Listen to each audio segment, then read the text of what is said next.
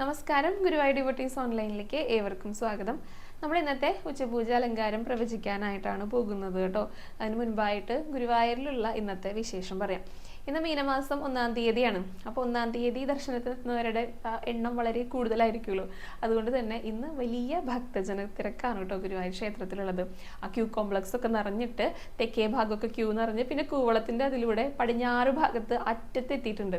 അത്രയധികം പേര് നമ്മുടെ ഗുരുവായൂരപ്പനെ കാണാനായിട്ട് ഇന്ന് വന്നിട്ടുണ്ട് കേട്ടോ. ഗുരുവായൂരപ്പൻ വരുത്തി എന്ന് തന്നെ വേണം പറയാനായിട്ട്.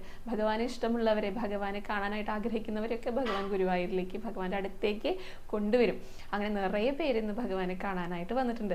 പിന്നത്തെ ഒരു വിശേഷം, ഇന്ന് ഏകാദശിയും കൂടിയാണ്. പാപമോചിനി ഏകാദശി എന്നാണ് ഞാൻ പറഞ്ഞിട്ടുണ്ടായിരുന്നു. അതെങ്ങനെയാണ് നോൽക്കേണ്ടതെന്നും അത് ഹരിവാസര സമയം, പാരണ സമയമൊക്കെ പറഞ്ഞിട്ടുണ്ടായിരുന്നു. അപ്പോൾ എല്ലാവരും ഏകാദശിയും കൂടെ നോറ്റിട്ടുണ്ട് എന്ന് തന്നെ വിചാരിക്കുകയാണ് കേട്ടോ. പിന്നെ ഇന്ന് തിരുവോണ നക്ഷത്രമാണ്, ഞായറാഴ്ചയാണ്, അവധി ദിവസം കൂടിയാണല്ലോ. അപ്പോൾ അതുകൊണ്ട് എല്ലാം കൂടി ചേർന്നിട്ട് അത്രയും പ്രധാനമുള്ള, അത്രയും വിശേഷപ്പെട്ട ഒരു ദിവസമായതുകൊണ്ടാണ് ഇത്രയധികം പേര് ഭഗവാനെ കാണാനായിട്ട് വന്നിരിക്കുന്നത്. അപ്പോൾ അതാണ് ഇന്നത്തെ ഗുരുവായൂരിലുള്ള വിശേഷം.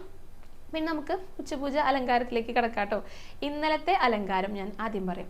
ഇന്നലെ മുരളീധരനായിട്ടാണ് 2 കുഞ്ഞിക്കാലുകളും പിണച്ചു വെച്ചുകൊണ്ട് ഓടക്കുഴലൂതുന്ന ഒരു കുഞ്ഞുണ്ണി കൃഷ്ണനായിട്ടാണ് ചാർത്തിയിട്ടുണ്ടായിരുന്നത് കേട്ടോ.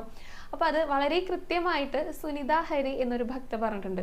ഇന്ന് ശ്രീലകത്ത് പൊന്നുണ്ണിക്കണ്ണൻ 2 കാലുകളും പിണച്ചു വെച്ചുകൊണ്ട് പൊന്നോടക്കുഴൽ വിളിക്കുന്ന ഉണ്ണിക്കണ്ണനായിട്ടായിരിക്കുന്നതാണ് എഴുതിയിട്ടുണ്ടായിരുന്നത്. അത് വളരെ വേഗം തന്നെ പറഞ്ഞിട്ടുണ്ട് കേട്ടോ. 3ാമത്തെ കമൻ്റ് ആയിട്ടാണ് വന്നിരിക്കുന്നത്.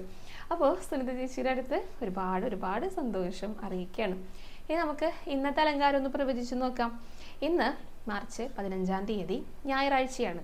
ഇന്ന് ഉച്ചപൂജ കഴിഞ്ഞിട്ട് നട തുറക്കുന്ന സമയത്ത് നമ്മളെയൊക്കെ അനുഗ്രഹിക്കാനായിട്ട് ഭഗവാൻ ഏത് രൂപത്തിലായിരിക്കും, ഏത് ഭാവത്തിലായിരിക്കും ഉണ്ടായിരിക്കുക എന്നുള്ളത് ഇപ്പോൾ തന്നെ ഈ വീഡിയോയ്ക്ക് ചുവടെയായിട്ട് കമൻറ്റ് ചെയ്തോളൂ കേട്ടോ.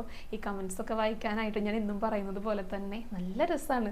നമ്മുടെ മനസ്സിൽ നമ്മളെ എങ്ങനെ കാണാനായിട്ടാണ് ഭഗവാനെ ആഗ്രഹിക്കണത്, അതാണ് കമൻറ്റ്സായിട്ട് പുറത്തു വരുന്നത്. അപ്പോൾ കൂടുതൽ പേരും ഉണ്ണിക്കണ്ണനായിട്ട് അല്ലെങ്കിൽ മുരളിയൂതുന്ന ഉണ്ണിക്കണ്ണനായിട്ട് എന്നൊക്കെയാണ് എഴുതാറുള്ളത്. ഇടയ്ക്കൊക്കെ ഭഗവാൻ അവരെ സന്തോഷിപ്പിക്കാനായിട്ട് ആ രൂപത്തിൽ വരാറുണ്ട്.